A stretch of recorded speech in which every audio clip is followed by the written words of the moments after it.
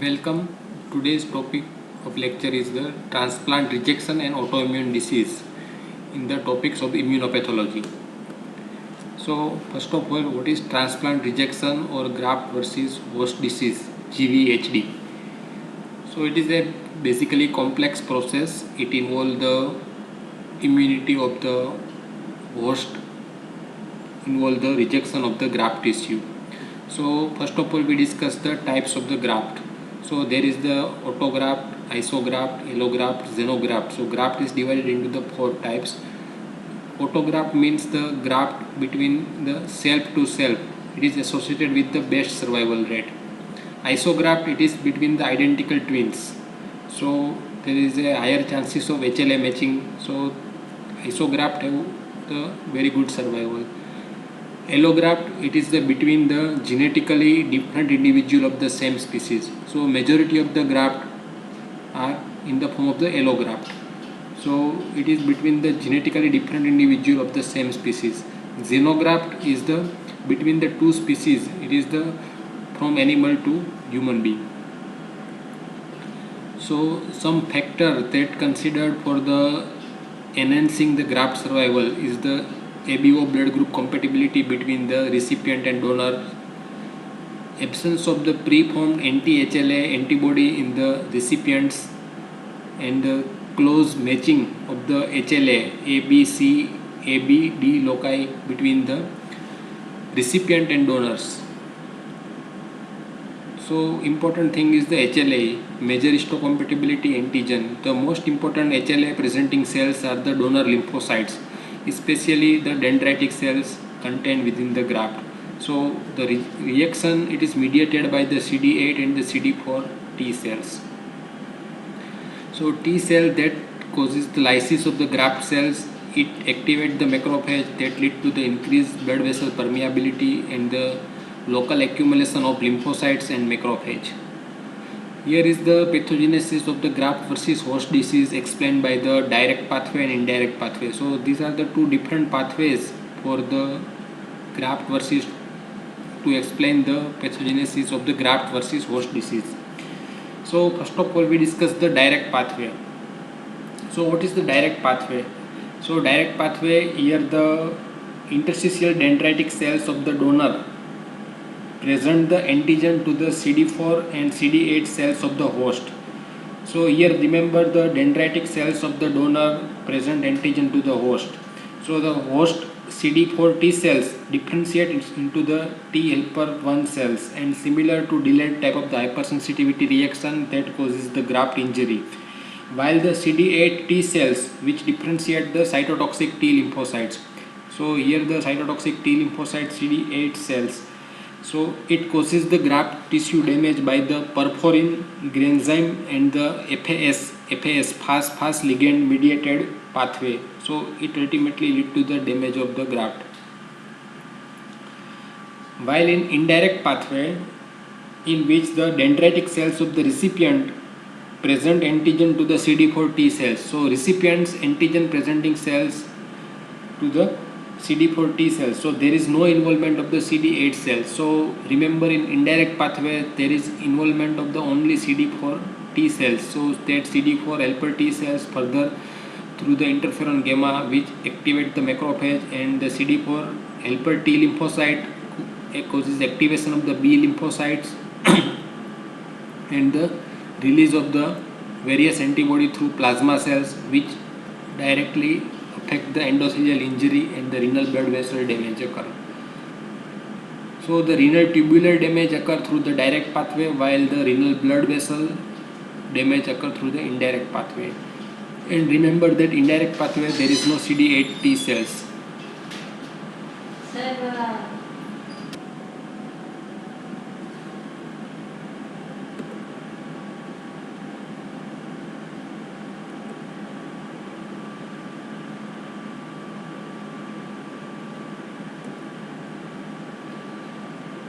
Now the transplant rejection, there are the three types of the reaction. One is the hyperacute transplant rejection, second one is the acute rejection, and the chronic rejection.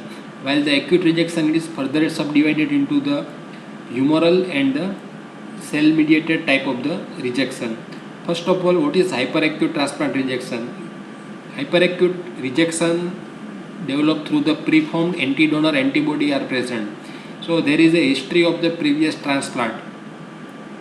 So the patient have a history of previous transplant. It occurs generally in the multiparous woman or the previous blood transfusion, and the circulating antibody that is present in the blood that react directly to the graft.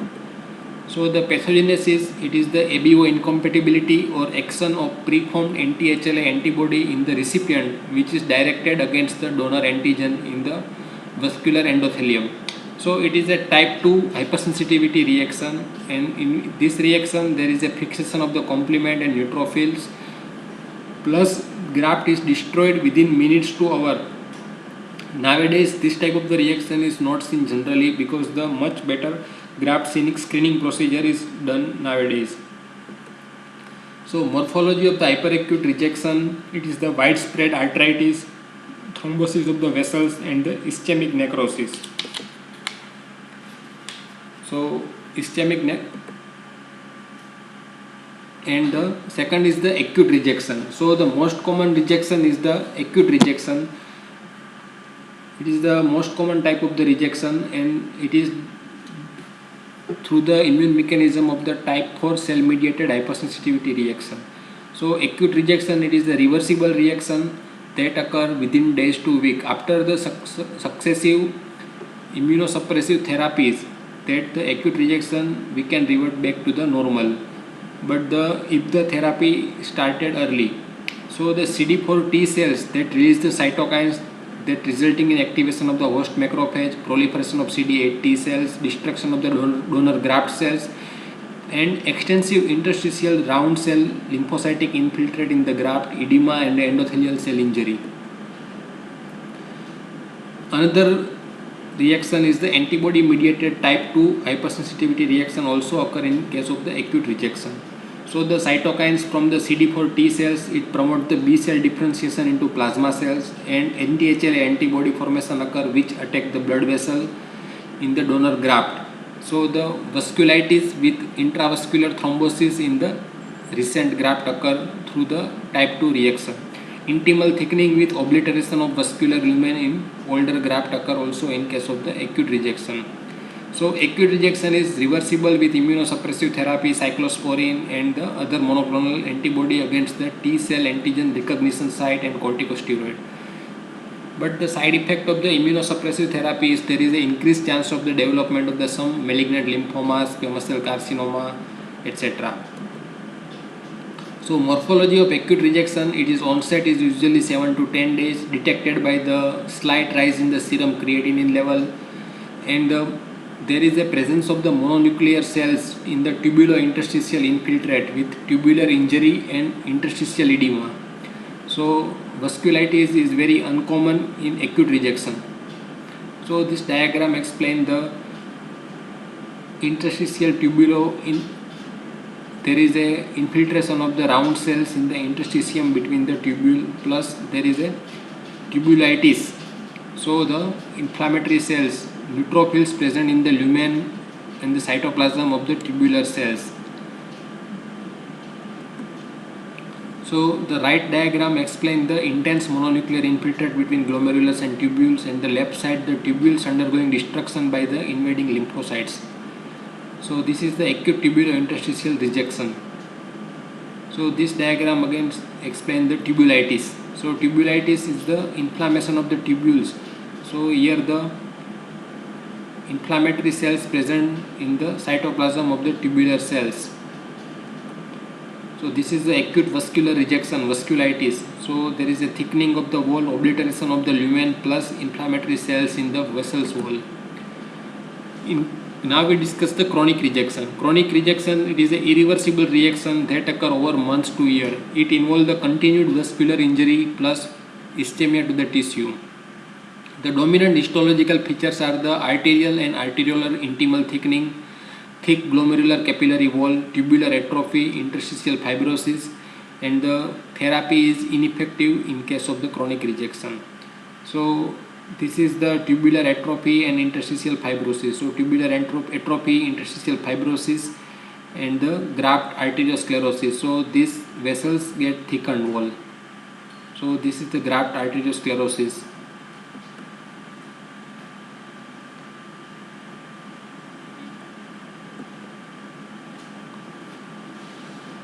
Other thing related to the graft versus host disease is the allogenic hematopoietic stem cell transplantation or the bone marrow transplantation. So that also lead to the graft versus host disease. So in the acute GVHD, acute graft versus host disease, it is characterized by the erythematous rash, erythematous maculopapular rash, persistent anorexia, diarrhea, and by liver disease or the increased level of the serum bilirubin or the AST, alanine or the aspartate aminotransferase and the alkaline phosphatase level. So diagnosis generally require the skin, liver and the endoscopic intestinal biopsy for confirmation. So the acute GVHD is of a little clinical significance.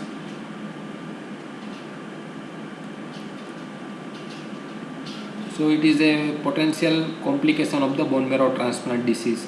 So the pathogenesis of the acute GVHD is the donor T cell recognize host tissue as a foreign and activate host CD4 and CD8 T cells. That host CD4 and CD8 T cells get activated and that causes the injury to the liver, GIT and the skin. So dermatitis, GI mucosal ulceration and the bile duct necrosis that lead to the jaundice and ultimately lead to the increased serum bilirubin, increased AST, ALT and alkaline phosphatase level.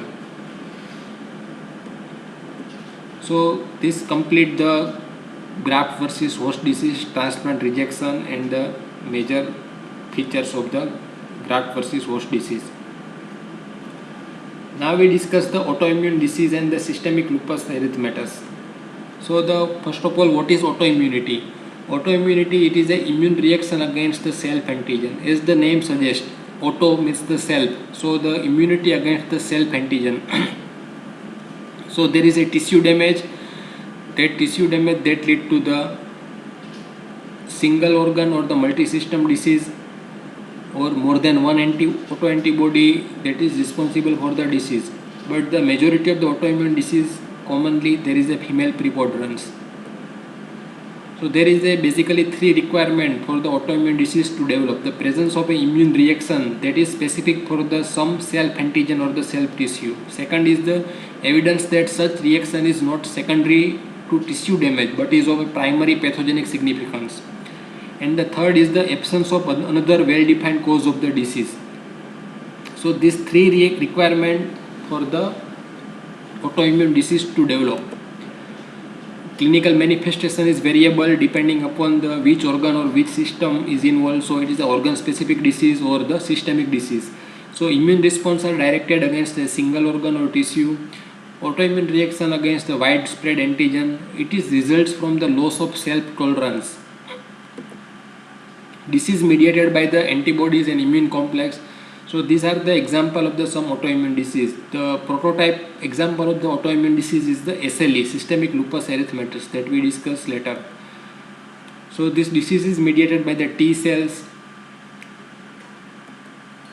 Pathogenesis of the autoimmune disease is the loss of the immunological tolerance.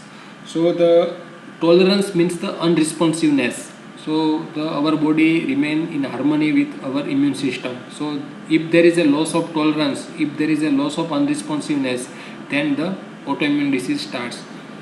So it is the phenomenon of unresponsiveness to an antigen as a result of exposure to lymphocyte to that antigen. So self-tolerance is a lack of responsiveness to an individual's own antigen. So there is a two type of the mechanism for the tolerance: central tolerance and the peripheral tolerance. Lymphocytes with the receptor capable of recognizing self antigen are being generated constantly, which is eliminated or inactivated as soon as they recognize the self antigen. So the autoimmunity or the autoimmune disease, it arises from a combination of the inheritance of susceptible genes which may contribute to breakdown of self tolerance and environmental triggers such as infections and tissue damage, which promote the activation of self-reactive lymphocytes. So the some environmental trigger susceptible genes that lead to the breakdown of the self-tolerance and some infection, so which trigger and which promote the activation of the self-reactive lymphocyte. So this genetic and environmental influence conspire to create an imbalance between control mechanism that normally function to prevent self-reactivity and pathway that lead to the activation of pathogenic effector lymphocytes. So first of all, in pathogenesis, we discuss the central tolerance. What is central tolerance? Central tolerance is the negative selection or the deletion of self-reactive T and B lymphocyte during their maturation in the central lymphoid organ. So central lymphoid organ is the thymus or the bone marrow. So there is a deletion of the self-reactive T and B lymphocyte during their maturation. So our body system identify their self-reactive T or B lymphocyte and eliminate that T or B lymphocyte.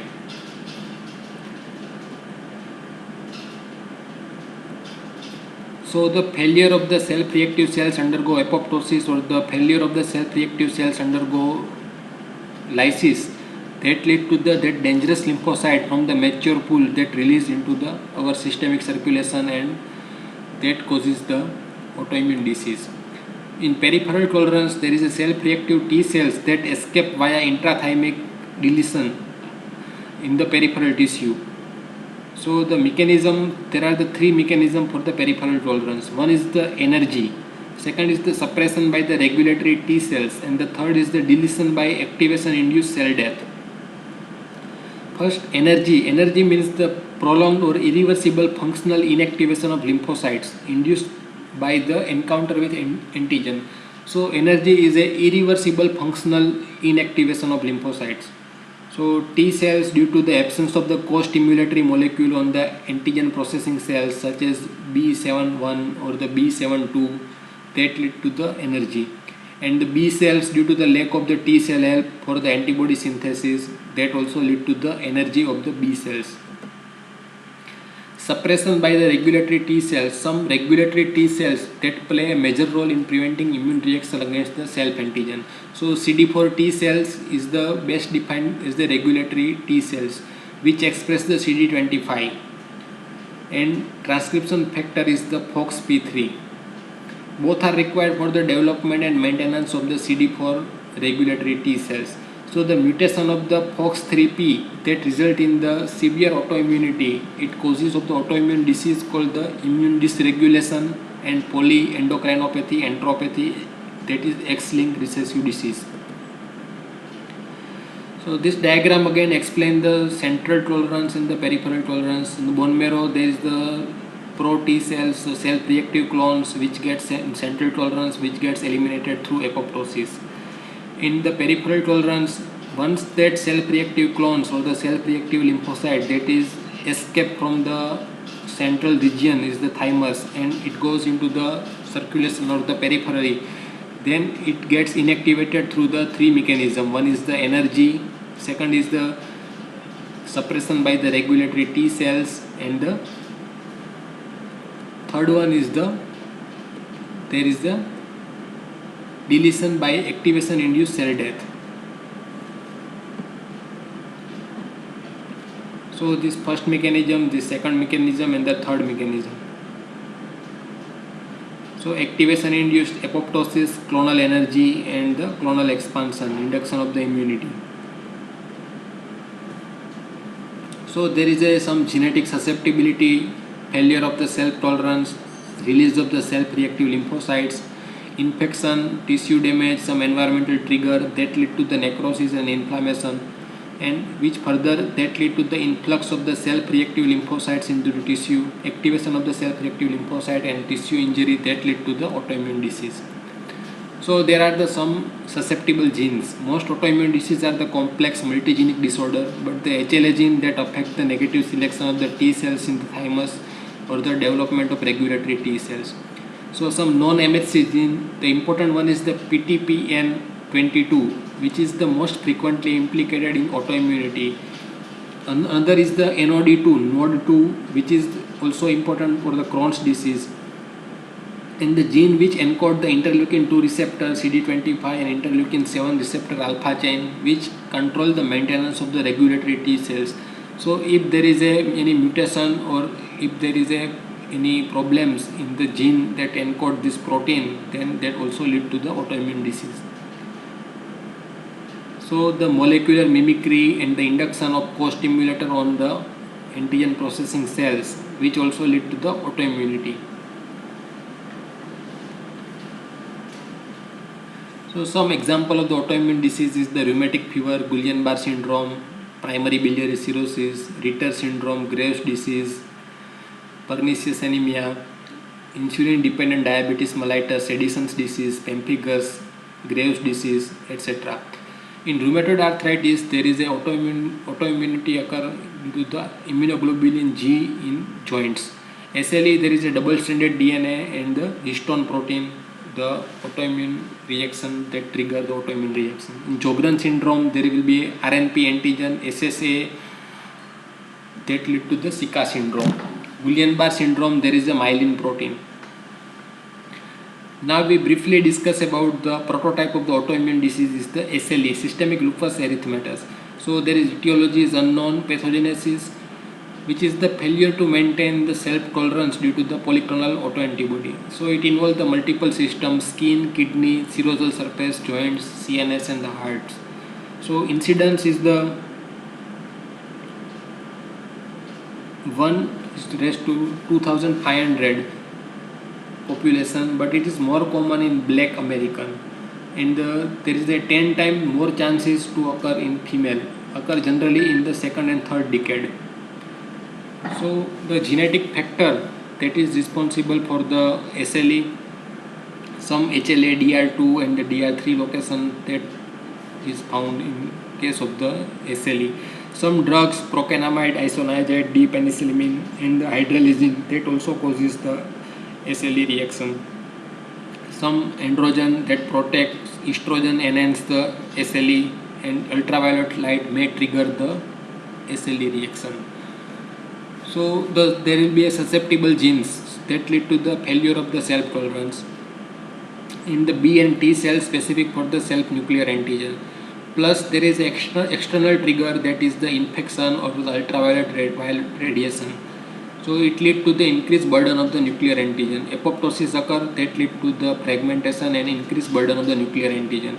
So anti-nuclear antibody, antigen-antibody complex formation occurs. So here is the antigen and antibody. So this complex that lead to the endocytosis of immune complex containing nuclear DNA, and the engagement of the engagement by the DNA and the stimulation of B cells and the dendritic cells by the signals. So there will be a persistent high level of anti-nuclear IgG antibody production and the rejection occur.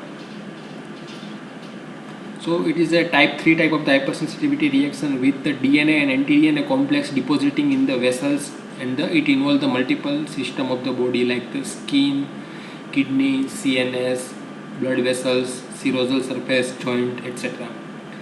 Clinical features of the SLE, it is the starts from the head to toe.